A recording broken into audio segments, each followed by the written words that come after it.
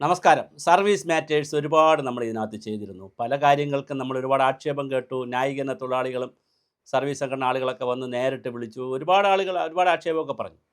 അതിൽ ചില ആളുകൾ പറഞ്ഞു DA എന്ന് പറയുന്നത് അവകാശമൊന്നുമല്ല, സർക്കാർ തരുന്നൊരു ഔദാര്യമാണ്. അപ്പോൾ ശരിക്കും പറഞ്ഞാൽ സുഭാഷിതം ചാനലിലും ഈ ചാനലിലും നമ്മൾ മാത്രമാണ് കേരളത്തിൽ പറഞ്ഞത് ഇതൊരു ഫണ്ടമെൻ്റൽ റൈറ്റാണ്, ഇതൊരു കോൺസ്റ്റിറ്റ്യൂഷണൽ റൈറ്റാണ്, ഇതിനകത്ത് ഒരു സ്റ്റാറ്റ്യൂട്ടറി റൈറ്റ് എന്നോ അല്ലെങ്കിൽ ഒരു അഡ്മിനിസ്ട്രേറ്റീവ് റൈറ്റ് എന്നൊന്നും പറയാൻ പറ്റത്തില്ല എന്ന് വളരെ വ്യക്തമായി ഞങ്ങൾ പറഞ്ഞിരുന്നു. അപ്പോൾ പക്ഷേ അതിന് ആക്ഷേപമാണ് വന്നത്. പക്ഷേ ഇപ്പോഴിതാ ഞങ്ങൾക്ക് വളരെ സന്തോഷമുണ്ടാകുന്ന, വളരെ ആനന്ദം നൽകുന്നൊരു വിധി സുപ്രീം കോടതി പറഞ്ഞിട്ടുണ്ട്. ഇന്നലെ 5-ാം തീയതി 5/2/2026 സുപ്രീം കോടതി CA നമ്പർ @SLPC നമ്പർ 22/628 22/630 കേസുകളിലെ ഓഫ് 2022 ആൻഡ് കണക്റ്റഡ് മാറ്റേഴ്സ് എന്ന് പറയുന്നതിൽ അതിവിശാലമായ ഒരു വിധി വന്നിട്ടുണ്ട്. ആ വിധിയിൽ പറയുന്നത് സ്റ്റേറ്റ്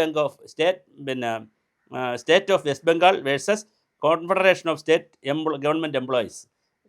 വെസ്റ്റ് ബംഗാളിലെ ഗവൺമെൻറ് എംപ്ലോയീസും അതുപോലെ കൊടുത്തിട്ടുള്ളൊരു കേസിൽ 2008 മുതൽ 2019 വരെ അവരുടെ DA തടഞ്ഞു വച്ചത് അവകാശമല്ല എന്നാണ് കോടതിയിൽ പറഞ്ഞത്. ഇതേ വാദമല്ലേ നമ്മുടെ KN ബാലഗോപാൽ കേരളത്തിലെ ഫിനാൻസിൻ്റെ ഒരു അണ്ടർ സെക്രട്ടറിയോ മറ്റോ ചെന്നിട്ട് നമ്മുടെ ഇവിടുത്തെ കേരള ഹൈക്കോടതി പറഞ്ഞ ഇത് അവകാശമല്ല, ഞങ്ങൾക്ക് സൗകര്യം ഉണ്ടെങ്കിൽ കൊടുക്കും, അവസരം വന്നാൽ കൊടുക്കും, സമയമാകുമ്പം കൊടുക്കും, ഞങ്ങൾ പ്രഖ്യാപിക്കുന്ന ഡേറ്റ് മുതലേ കൊടുക്കത്തുള്ളൂ, പഴയതൊന്നും കൊടുക്കത്തില്ല എന്നൊക്കെ പറഞ്ഞില്ലേ.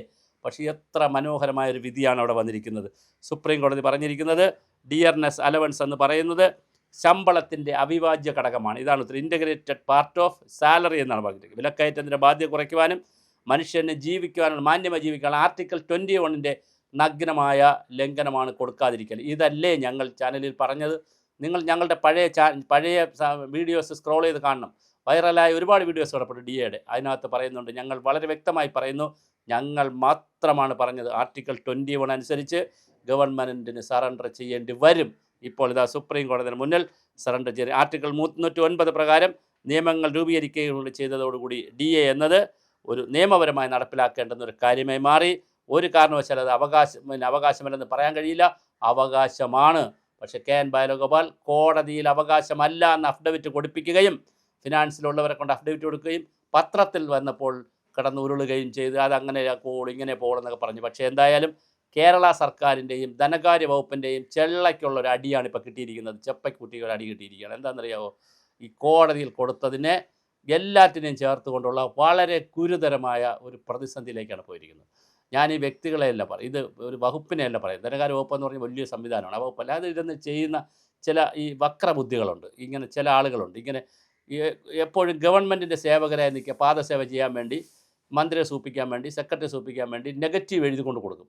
അങ്ങനെ നെഗറ്റീവ് എഴുതുന്ന ചില ചേട്ടന്മാരുണ്ട് സെക്രട്ടേറിയറ്റിലൊക്കെ. വളരെ അവർക്കും കൂടെ ഗുണം കിട്ടുന്നതാണെന്ന് പോസിറ്റീവ് എഴുതി കൊടുക്കില്ല, നെഗറ്റീവ് എഴുതി കൊടുക്കും. അപ്പോൾ IAS ഒരു സുഖമല്ലേ, അവർക്ക് ഇതിനകത്തൊന്നും ഒരു ബന്ധമില്ല, അവർക്ക് ഈ ശമ്പളമല്ലല്ലോ കിട്ടുന്നത്, അവർക്ക് കേന്ദ്ര ഗവൺമെൻറ്റിൻ്റെ പാരിറ്റി ശമ്പളം വെക്കണം. അപ്പോൾ അവരും ഇതിനകത്തുനിന്ന് ബോധറല്ല.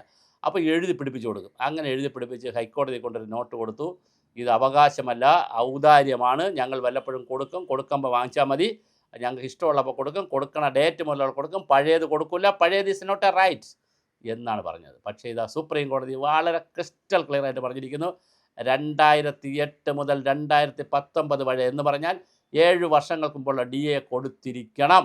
മാത്രമല്ല ഇങ്ങോട്ടുള്ള DAയും കൊടുക്കണം, മൊത്തം DAയും കൊടുക്കണം. അതിനുവേണ്ടി ഒരു മോണിറ്ററിംഗ് കമ്മിറ്റിയും സുപ്രീം കോടതി വച്ചിട്ടുണ്ട്.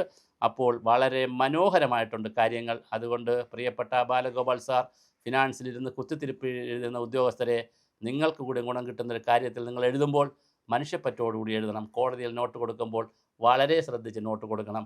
അല്ലെങ്കിൽ ഇതുപോലെ ഹൈക്കോടതിയിൽ നിങ്ങൾ കൊടുക്കുമ്പോൾ സുപ്രീം കോടതിയിൽ നിന്ന് അടി കിട്ടും.